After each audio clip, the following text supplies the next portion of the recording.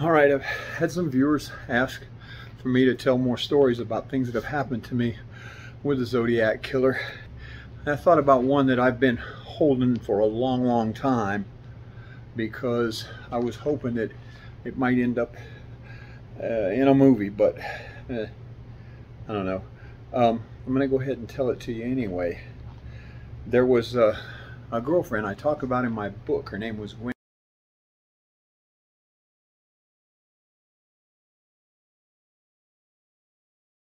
Years ago, and she you know, I say in the book that she was lucky to get away from the Zodiac killer, but later on when he was naming all of the people that he took from me, he named her. He wouldn't say their name. He said, you remember that girl you was dating that lived beside of the guy that tented houses where you got a job? Which is my point. I got in a fight with that guy.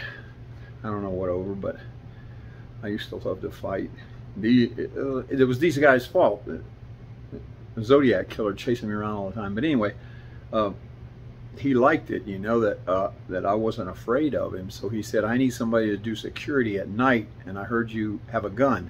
And I go, yeah. And he goes, I'll pay you a certain amount per hour to be there all night long just to watch the tenant houses. You don't have to do anything. So I'm like, okay, I'll do it. We get over there and we met, and he said, I want to let you know the last two guys I put here disappeared. They've never found them again. And I go, okay, does that mean I got to shoot somebody? And he goes, if you have to. Okay, so here's what happened. I'm sitting there in the car with the gun. He told me to bring a flashlight, and I didn't bring it. But I see some guys moving around over there in the dark. They got this one place between these two poles where it's really dark, you can't see in there, but over here's a little bit of light, and I keep seeing them moving around. I'm like, what's going on? I'm gonna go over there. So, you know, I get my gun and I walk over there.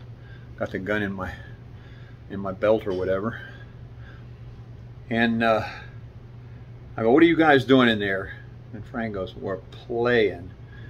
And I made some jokes about playing with each other or whatever, and he goes, yeah, that's part of it.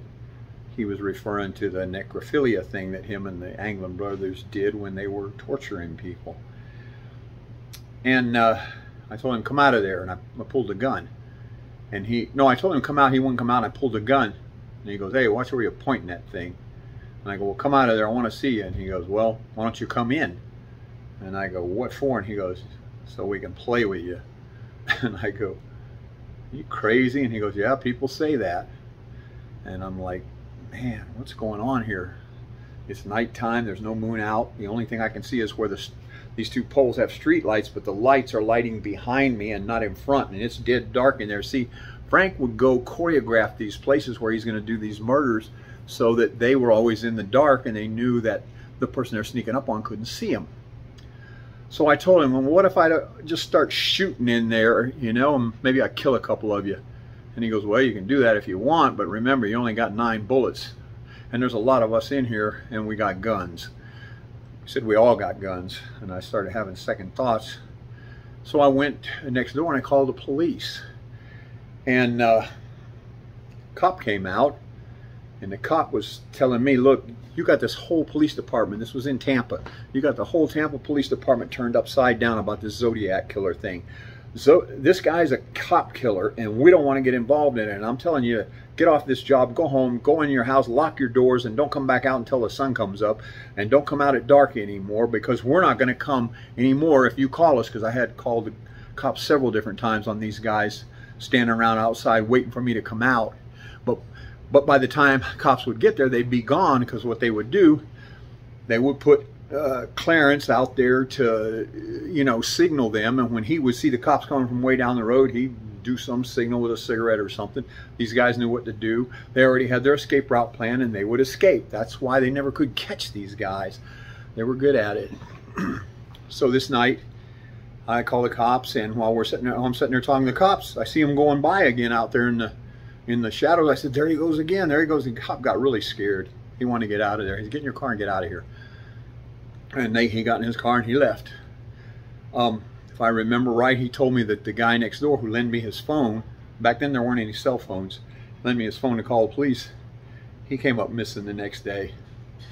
And You know, I want to tell you that story because Frank killed a cop one time, and he told me that the reason he did it, and again, he didn't say he killed anybody. He has got this story about how we took a cop one time, and do you remember that? And then he would change the subject, and he'd come back and say, remember that picture I showed you on that card? There's a picture on the Pines card of a cop standing somewhere with his back showing, and it's a big picture of his back. And I don't know if Frank's there pointing a gun at him or what, I don't remember, but it's about, you know, the cops taking it in the back because he wanted to scare the cops. I'll shoot you in the back if you come around looking for me. And they believed it. The whole Tampa Police Department did. And Frank would probably do it, yeah. The officer who I usually communicated on that, W.D. Brown, I told you about him in my book. God rest, because he died, I think, in 2018. And I had looked for him down there from 2016 to 2018. And I didn't even know that he and I, or I didn't remember, because I did know, but when I was a kid, but when I was younger, we were members of the same lodge. And, you know, I just could have went over there and asked about it. They could have told me where he was at, because he could verify the things that I'm telling you. Those other guys could too, but, you know, who knows if they're still alive either. It was 50 years ago. You know, I think it was that same night on the way home, I'm driving down the interstate, and a car pulls up beside of me, like really fast, and then staying right beside me. I'm going whatever the speed limit was back then on the interstate in Tampa. And I look over there, and here's this long jaw of John Anglin's looking at me, all sideways and everything. And he flips me the finger. So I flipped him back, and he rolls the window down, and, you know, it showed me that there's 3 guys in the car, or at least 2. I don't know if they showed me 3 or not. I reached over and grabbed my gun and pointed it out the window at him while I'm driving, and they took off, and they were coming up to an exit, and they had an exit only, so I didn't let him get back on the interstate. He drove off, and I took off and went home. They probably tracked me to my house and everything, but like I did what the officer said, I got in the house and locked the door. That's what I want to tell you guys. Keep your doors locked. These guys, a lot of them don't know it, but these guys knew that breaking and entering leaves a lot of evidence, so they wouldn't go into a house unless they could either convince the people in the house to open the door for them, or they would walk into a house where the doors were unlocked. They would walk into my house several times. I don't know how I managed to get away, but I did. That's a story for you know, you folks out there who asked me to tell more stories about things that have happened to me. If you can come up with some other ideas of maybe stories I've said things about and didn't tell the whole story, if you really enjoy this, I'll make you some more videos of different stories about these guys trying to catch me, because it goes way back. I can tell you back 1955, 58, not 55, 58, in Minnehaha Street, which I could write a whole book about that. And then Buffalo Estates, which started around 1962. We moved there the same year they escaped, I think, from Alcatraz. And that went on, oh, till I think I was 17 or before we moved to our other house, and it took them a little while to find us, but they found us. Junior used to walk out there to visit me. It was kind of a long walk, but he didn't care. And these guys would follow him, but thank God they were scared of Junior. I'll tell you another thing. Junior had another friend, and he starts going to see this guy a lot, and they hung around with each other a lot. And one day Junior goes to his house, and the guy's sitting there in his recliner chair just like this. His throat's cut. He's all tortured and everything. Junior couldn't even explain it to me because he had to call the cops and everything. You know, I thought back then that the guy was involved in a drug deal, because rumor had it that he was doing things like that. But no, I remember Frank saying something about, well, we couldn't get your buddy Junior, but we got a couple of friends of his, or one friend of his. I don't remember what they said, and he must have been talking about that guy. The guy's name was Danny. And Junior started coming over to see me again because he wasn't going to see Danny. But by then he was married and had a kid, and he didn't have a lot of extra time. But you know, Junior, in case you don't know, he passed away several years ago. I wish I had him here to just tell him about these things, weird things that happened to us, and we didn't know what was going on. And another friend of mine named Robert, who lived right down the street, a couple of weird things happened where we were out in the woods and gonna go camping, and his brother Tony I used to camp with, and Tony and I were camping and some weird things happened, and I'm like, Tony, there's somebody out here watching us. And I'd tell him, you know, let's go home, I want to get a gun. And then we come back, I'd get a gun, I'd sleep with a gun in my hand.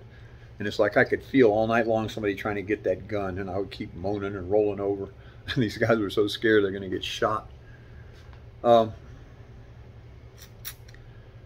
got a lot of stories to tell you. When I was 10 years old, we moved to Buffalo Estates. The first thing that happened to me, I walked out in the woods, and here comes John Anglin over here, way over there, and Clarence way over there, and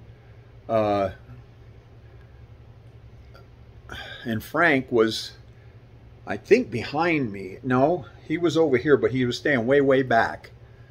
And they come at me and come at me, and I kept walking, and they kept walking faster, so I started running. I'm running over these hills where they had plowed that field up, and I was getting really tired. Wasn't in very good shape. I was only 10 years old. Yeah, he got close to catching me, and no, I remember John grabbing me by the shoulder, and I twisted and got away and kept on running and got home, and wondered why these guys are chasing me, you know. I have a lot of stories from Buffalo Estates that I can tell you about. If you like this video and subscribe, and I get enough subscribers and enough likes, I'll start telling you some of those stories that I really wanted to reserve for a movie. I can't find a producer, so I'll give it to you all, those of you that are interested. Thank you very much, and good day.